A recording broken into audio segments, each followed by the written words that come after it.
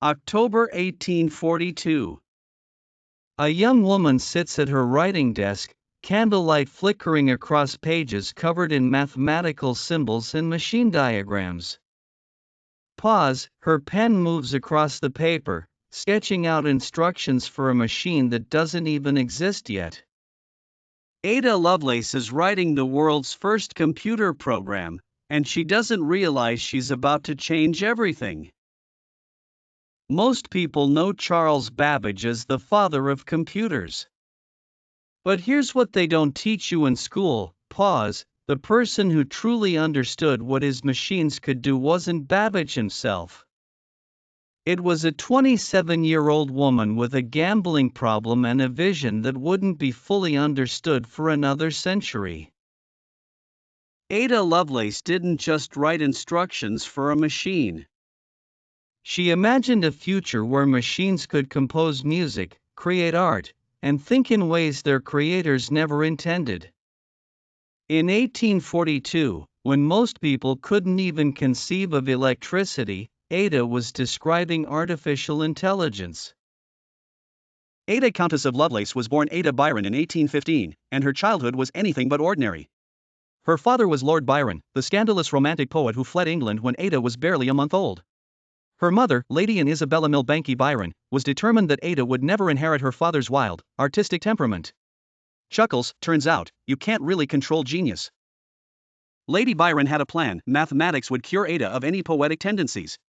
She hired the best tutors money could buy, forcing Ada into a rigorous schedule of arithmetic, geometry, and logic. By age 12, Ada was designing flying machines, calculating wing proportions and studying bird anatomy. Most girls her age were learning watercolor painting. Ada was reverse engineering flight. But here's the fascinating part: instead of crushing her creativity, mathematics amplified it. Ada began to see numbers not as cold calculations, but as a language that could describe beauty, patterns, and possibilities. She called it poetical science, the marriage of imagination and logic. At 17, Ada attended a party that would change the trajectory of computing forever. She met Charles Babbage, a Cambridge professor 24 years her senior, who had built something called a difference engine. This mechanical calculator could perform complex mathematical operations automatically, something that had never been done before. While other guests politely admired the machine and moved on to the champagne, Ada stayed.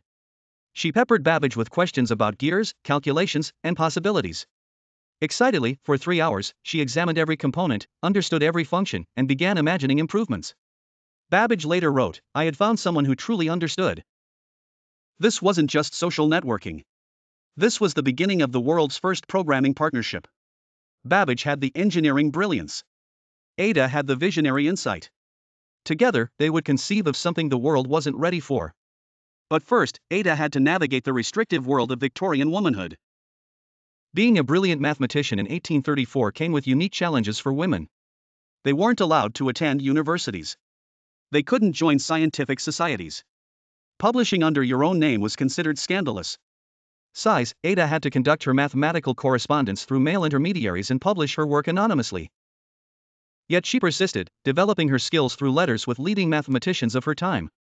She studied advanced calculus with Augustus de Morgan, debated mathematical philosophy with Mary Somerville, and engaged in complex theoretical discussions that pushed the boundaries of what was known about mathematics and mechanical engineering. Meanwhile, Babbage was working on something far more ambitious than his difference engine. He called it the Analytical Engine, and it would be the first general-purpose computer.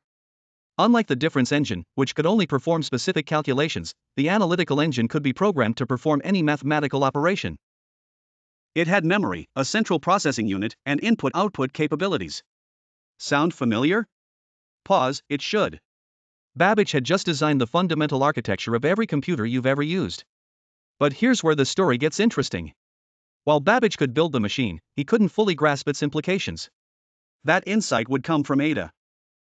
In 1843, Ada was asked to translate a French memoir about Babbage's analytical engine written by Luigi Ninibrea.